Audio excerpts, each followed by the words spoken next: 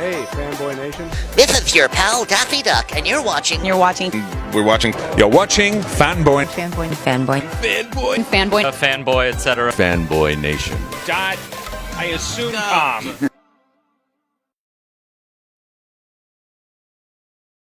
This man has become an acquaintance of mine ever since Comic-Con 2019. He's responsible for restoring everyone's childhood after so many people have claimed it's been ruined by God knows what property. He's worked with Down to Earth with Zac Efron, the movies that made us, the toys that made us. A Toy Store Near You is now on season 3 via Amazon Prime, and he's currently working with the guy, former WWE World Heavyweight Champion, the largest actor in all of Hollywood, some little streaming service called Disney Plus for Behind the Attraction. Brian Volk-Weiss, how are you today? I'm good, man. Thanks for having me back. Hey, I like you're going to be my new hype man. Listen, you need somebody on staff to be the hype man. I will walk around and follow you and just make sure that everybody knows, hey, you want toys, this is the dude you gotta listen to. I would love that. My wife would hate that. Well, it wouldn't be an in-house thing, so that's the good part. Okay, boundaries. Speaking of your wife, I was going to ask this later on, but we might as well get it out of the way. The last time we talked, I asked you what part of your collection would your wife want to get rid of, either just because or in order to buy pay your kids braces off if they ever needed to and you had to sell something off. Did you ever ask her what that piece was? I did not. No, I apologize. But I assume my answer was that she would want to sell the whole collection and not just one piece. We'll see how consistent I am with my answers. Well, the thing is that collection has built this empire of yours. You're also doing shows on Showtime for stand-up comedy, producing those series over there for comedy specials. Me personally, like if I couldn't stand a comic, I don't know if I could sit there and edit 7 hours of the same act over and over again if the same 3 jokes didn't hit at all with me. So I give you and your staff a lot of credit for that. The staff definitely deserve it. So thank you. I'll pass that on. All right. So now you get to work with some guy called The Rock, Dwayne Johnson. He's got his own fictionalized docuseries on NBC that ran season 1, and that's out now. But Disney Plus is bringing forth the Attractions 10-episode docuseries, Behind the Attractions. Let's get started with the number one most important question. Favorite Disney attraction, since we can't necessarily call them rides, or the pin collectors will get mad at me. It's changed over the years. Not to be cliche, but Space Mountain is probably my favorite, but I don't know if you've done Ride of the Resistance or not, but it's insane. It's for my whole life, probably everybody's life, you've heard about a lot of rides. Oh, it's like you're in the movie.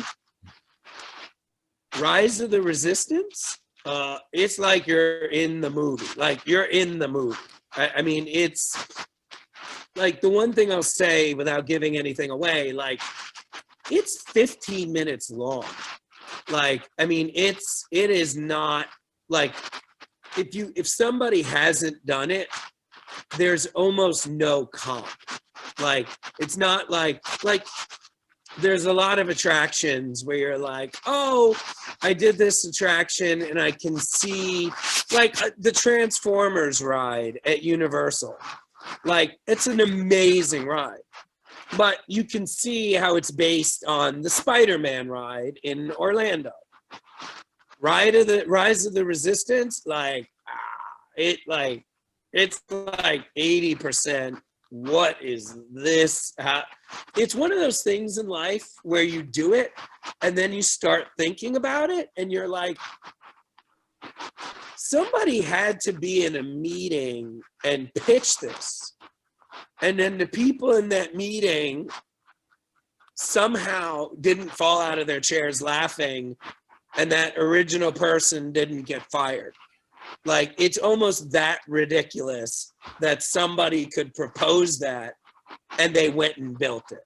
Right. It's that mind-blowing. And I'm normally the first person to try and lower expectations. That's not necessary with Rise of the Resistance. Like, I can overplay it as much as I can, and you will still be floored. Okay. So that's probably my favorite attraction right now. Okay. See, when I was at Disney World, like the entire park stopped to try to get in with that bated breath of, do I finally get a time for this? I didn't get one, but it's okay. You know, Disneyland's now open, so when I go there, I'll just be doing that for a while. Once they revamp whatever version of the annual pass and what they're really going to call it, membership or whatnot. But I am also convinced, knowing you and loving you as a human being, because I know I can tease you in this, the only reason why you did this docuseries was simply because you wanted to get on everything first. You wanted to go to Shanghai and get on Tron first. You wanted to go to Florida and get on Rise of the Resistance first. Whatever ride is coming to Paris, or I'm sorry, attraction that's coming to Paris, you want to get on that first. I totally get it, because you don't have the patience to wait in lines. I know you're goofing around a bit, but I mean, you're kind of right. I mean, it wasn't like that I wanted to do everything first. I mean, it really was like, I just wanted to see how it worked from behind the scenes. Like, dude, we saw stuff like we saw stuff in production, in like laboratories, for lack of a better expression, like that probably the public won't see till like the early 2030s. Like, that's like, if there was any hidden agenda, it was to see that kind of stuff.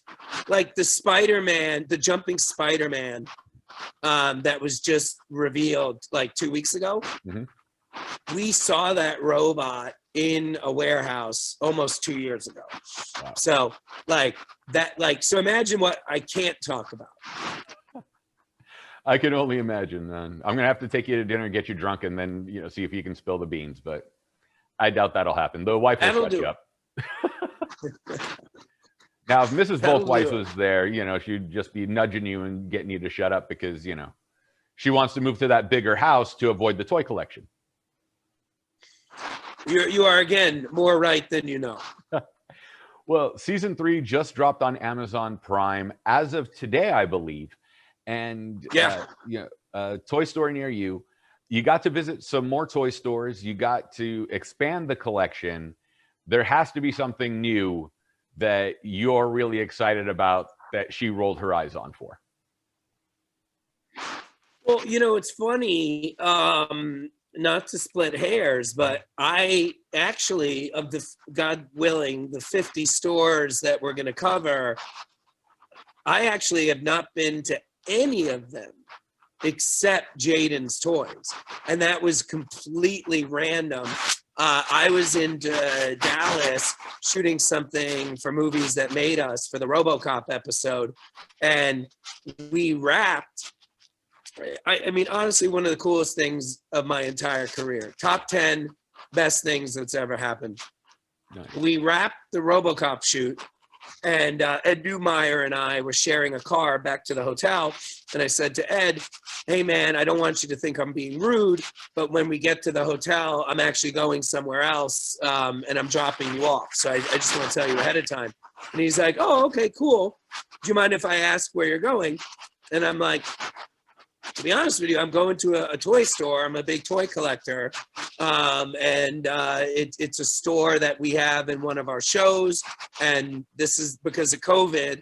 This is the first time I've been able to actually visit one of the stores that's in the show that I haven't been to. And he goes, oh, well, can I join you? I'm like, okay. So he comes with me. We go to Jaden's store. As soon as we walk in, do you know who Ed Newmeyer is? Yeah. He's the writer of RoboCop. Yeah. Yeah. So we walk in, and as soon as we walk in, he sees a Robotech figure.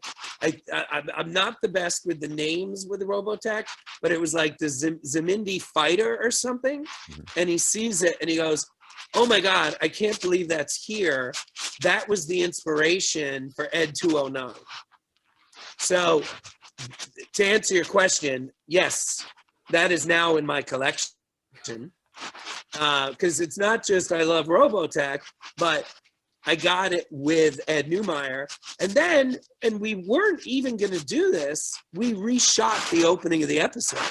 So it's the first episode we've ever done where like we shot the opening live in the store, and Ed makes a spoiler alert, Ed Neumeier makes a little cameo. Okay.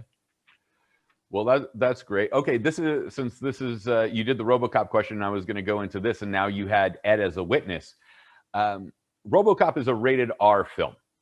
Rambo was a rated R film. Chuck Norris built his career on combat movies and ended up with Chuck Norris's Karate Commandos. How on earth in our youth that these rated R properties turn not only into cartoons, but into toy lines for children? Great question. So basically the way it works, and it still works like this, by the way, like this is not something that ended in the 80s. The toy manufacturers are always looking for licenses. And they know no matter what, if a movie is successful within reason, like you wouldn't have done this with like Fatal Attraction, but if a movie is of a genre that back then in particular that would do well with boys' toys, like just having that as a marketing asset, meaning the movie, it justified the risk of making the toy. So with RoboCop and Rambo, for example, by the way, Rambo is a great example because I had a bunch of Rambo toys. I never saw Rambo until like I was almost in college. So, I mean, I was playing with the toys long before I saw the movie, but that's actually a very relevant point to why this happens. The movies use the toys to help get more people to watch the movies on home entertainment. The toy companies know that if the toy works, then they can just make them as long as they keep making the movies. And that really is what happened with RoboCop. And you could see from RoboCop 3 to Batman Returns to Waterworld, like it. And the ultimate example, of course, is Batman and Robin. Like eventually, the entire reason for making the movie shifts from it being a movie to being a toy commercial. Mm-hmm. And that's what Batman and Robin, RoboCop 3, like that's what these films all have in common. And it takes a very powerful director like a Steven Spielberg or a James Cameron to stop that from happening. You know, because we never got those They Live toys. Until NECA made them.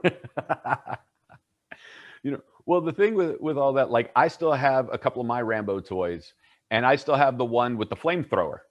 Like he came with the flamethrower backpack, and I'm just like, huh, okay. Like thinking about it now as an adult, you know, as a 7 or 8 year old, you know, it's like, oh, cool, Rambo came with the flamethrower. One, I don't remember a flamethrower from any of the 5 movies, and then on top of that, I don't even remember it from the cartoon. It was just an added feature. Yeah, no, that's right. And I mean, again, I don't know if you've seen the Waterworld toys. I mean, I'm obsessed with them. Really? Like, it's like that is not a kid's movie. I mean, there is a scene in that movie. I don't know if you remember this or not. There's a scene in the movie where Costner, like some other guy, some other, you know, seafaring person, I don't know what they're called anymore, shows up and basically is like, hey, if you let me rape Janine Triplehorn, I'll give you some potatoes. And Costner says, okay. And the guy goes down to rape Janine Triplehorn. And then Costner comes downstairs and is like, you know, nah, you can't rape her. Like, that's a scene in the movie. Like that's not like a cut scene that's on like YouTube. That's in every version of the movie. Mm-hmm. And then, you got the catamaran Kenner toy. You got, it is a very, by the way, there's no better example, oh my God, than Dune. Mm-hmm. I mean, talk about a movie that should not have had toys on 1,000 different levels. Right. So, yeah, people go crazy.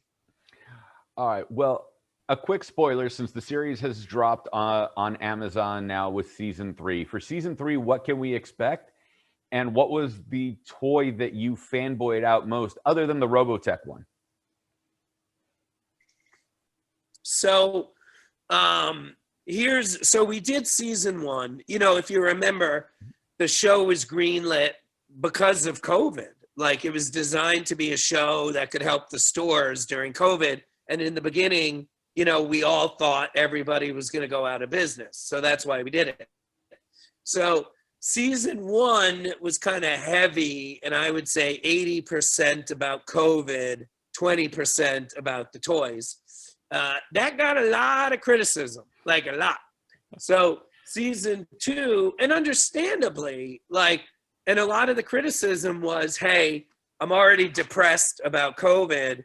I was excited to have a show about toys, and all it was more stuff about COVID. So I understood the note. So season 2, we flipped it, and it was probably 80% toys, 20% COVID. And then by season 3, so 2 things were happening. One, by season 3, the vaccine was starting to come out. And I also knew nobody wanted to hear about COVID. So season 3 is 99% toys, 1% COVID.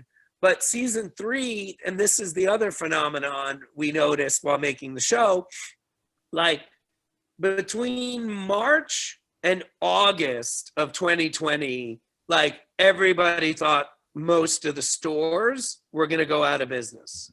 By the end of August, everybody was saying they were having the best years in the history of their stores.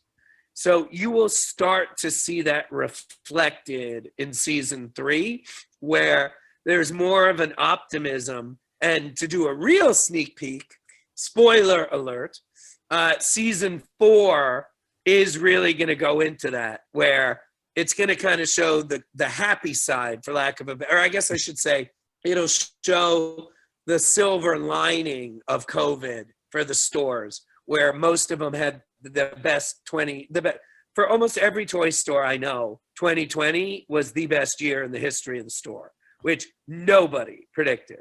Right. And then I wouldn't have never guessed. My favorite, exactly. And then I think my favorite thing that I saw while making it was, I love Transformers and I love Batman. And I love a lot of the prototypes that we showed, Batman and Transformers wise. I don't want to say more than that, because at some point, even though I'm goofing around, somebody will be like, Brian, I really did not appreciate the spoilers. So I will shut up now on that point. But there are Transformer prototypes and Batman prototypes. Well, we're going to go back to season 2 real quick, because the last time we spoke, you bought that G.I. Joe aircraft carrier that was made to scale. And I eventually saw the photos of it put together, where you, your 4 children, and the 3 neighbor kids could all fit on it lying down. And it could probably support your weight, all of you standing up on it.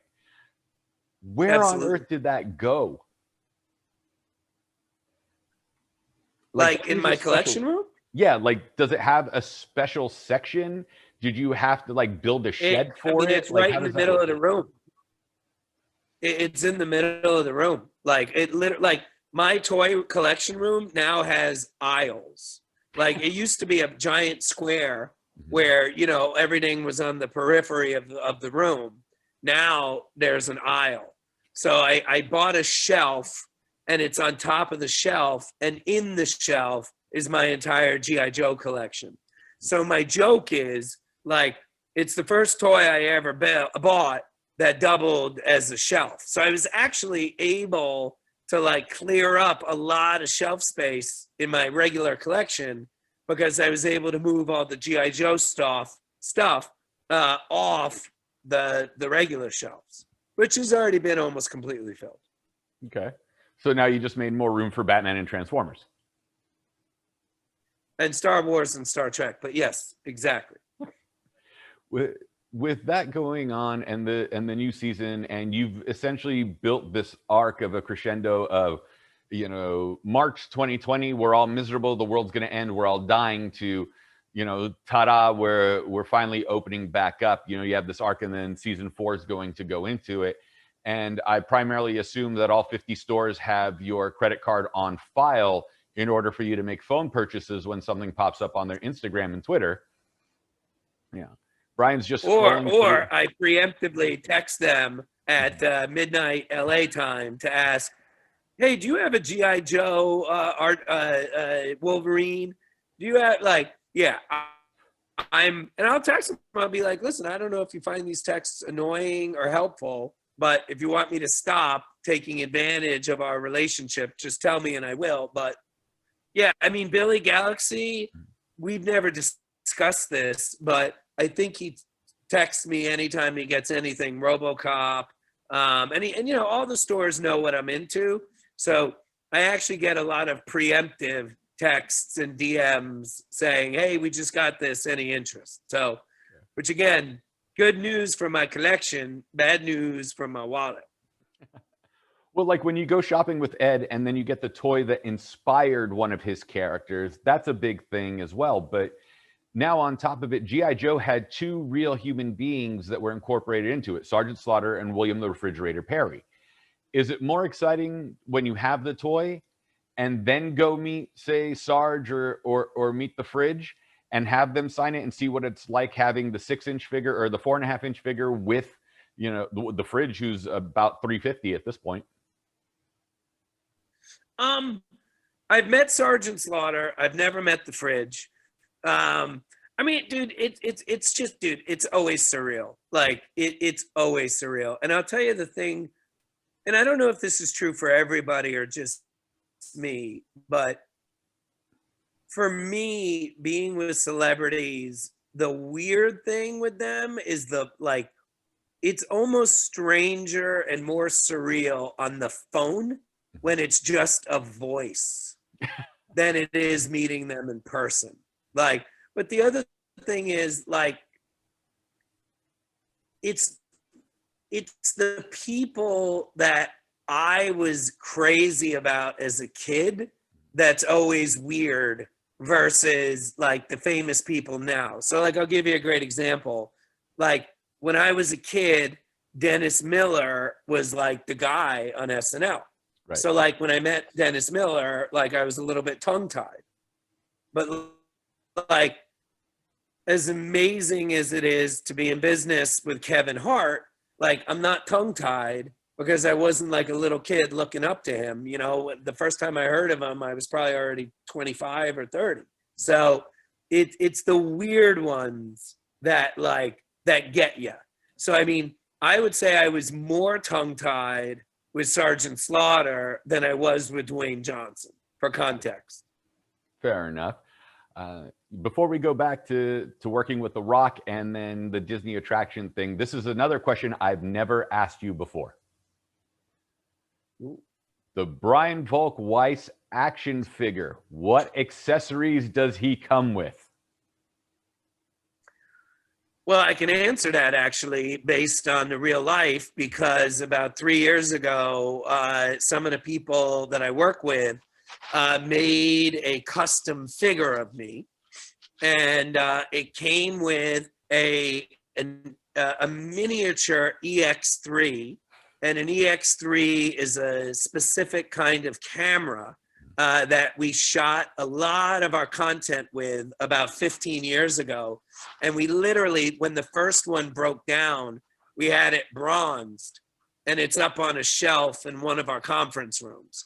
So they made a bronzed EX3. If I was at home right now, I could show it to you. But it comes with a bronzed EX3. Okay. And what about the special edition action figure? The way, you know, Batman and Robin, as you mentioned, became a giant toy commercial. We had like the Sub-Zero Batman costume and everything else that came along with it, with the Robin cycle that we had never seen before. So now there's this special edition toy that's released that's not even in the cartoons or the comics. Version of me? Yeah. That's the question? Yeah. I would be my special vehicle would be an F-350. Okay. I would have the ability. Oh, by the way, the other accessory would be a moleskin notebook. Like, I never go anywhere without my moleskin. And to be honest with you, like, I kind of always wear the same shirts, and I have multiple pairs of jeans, but they're all jeans. So I think the limited edition version of me would come with flip-flops, which I only wear at home. Okay. I dig it. Now let's go back to The Rock for a moment. Whose birthday is the day before mine? And I just like to throw it out there for no reason because it's completely pointless information. But you're working with The Rock on the Disney Plus series behind the attractions. How does this union come about, and how did working with Disney and getting them behind it to go, all right, let's do it and only limit it to 10 episodes? So, I mean, it's crazy, man. Like, I was at LAX at about 5:15 in the morning going through security, and I got a text from the head of our accounting department screenshotting. Dwayne had posted on Instagram that he loved toys that made us. The next day, I got a call from his company, a guy named Brian Volk-Weiss, and Brian was like, "Hey, we love your show. We should meet." We developed a show which was not behind the attraction. We pitched that show to Disney Plus. Disney Plus was like, "Oh, we love that, but we're not going to do it. But what about this?" And they kind of pitched it to us. We redid our deck from scratch and made a brand new show, which was behind the attraction. And that's what got greenlit. To your second question, and this is not a joke, this is not a metaphor. I mean, this is a real statement, like the sky is blue. The entire time we were making the show, every day, at least 5 times, I would say to myself involuntarily, I cannot believe this was greenlit. Like, I literally could. I mean, the trust that they gave us, I again, in retrospect, I don't even know why they gave it to us. Like, it was nuts. I mean, we had all access. I mean, they would show us stuff and be like, "You asked, we'll show you, but you can't talk about this." And then in the back of my mind, I'm like, "Why are you showing us? Like, what a major security breach, like, or risk, not breach, but security risk." But they just trusted us, and I believe we rewarded their trust. They're still talking to us, but yeah, that's how it all came about. And I mean, Disney, I mean, they gave us access to everything, man. It was amazing. When you see the show, I think a lot of people are going to be shocked Disney allowed us, because, you know, I have a comedy background. So there's a lot of jokes in the show. So I think a lot of people are going to be like, "Ooh, this is a little edgy." Well, with that in mind, in talking to the executives at Disney and talking to the people behind the attractions themselves, the Imagineers, as Disney likes to call them, was there any discussion of, you know, what ride do you wish never went away, or what ride after all this time, attraction after all this time, would you like to bring back? So Disney is very in the present and future. They're not, the parks at least, are really not into the past as much as the present and the future. So there are there's definitely attractions that me personally, I would love to do. I'd love to do Mission to Mars because I remember it as a kid. I'd like to do something about the black hole. The first thing I ever watched on Disney Plus was the black hole. And that actually was a running joke. I opened the whole Star Wars episode with the black hole jokes that were all almost completely cut out of the show. So if the show gets greenlit for more, maybe we'll do something like that. I would have to doubt it, but it is possible. But I do tend to doubt it. All right. Well, here's the most heartbreaking thing for me. I used to love the People Mover, and I know it's not coming back to Disneyland.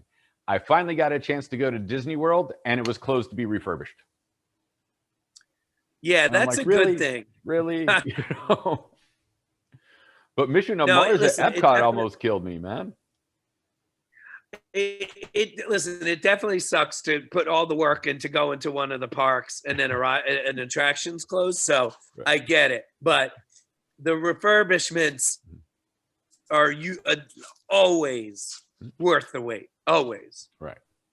You know, like I do wish at times, and this is just the fanboy in me, of course, there'd be like Star Tours Classic, where they'd use the original Star Tours ride at some point. No comment, but that's a good idea. I'll leave it at that. I'll close on that. I got to jump to something else. I apologize, but yeah, I'll close on that mystery. All right. Brian Volk-Weiss, thank you so much for your time. It's always a pleasure chatting with you. Brian Volk-Weiss on Instagram, that much I know. Twitter, that's where we'll go find you to argue politics. And no, I'm teasing, man. But a Toy Story, excuse me. I got to go get some water. A Toy Story near you is a Toy Store near you, not Toy Story. See, we're still on the Disney thing. Drops June 23rd. That's a different movie. Yeah, totally different movie on Amazon Prime now, and coming soon to Disney Plus, Behind the Attraction, co-produced by The Rock himself, Dwayne Johnson. Brian, it's always a pleasure, my man. Thank you. Always fun.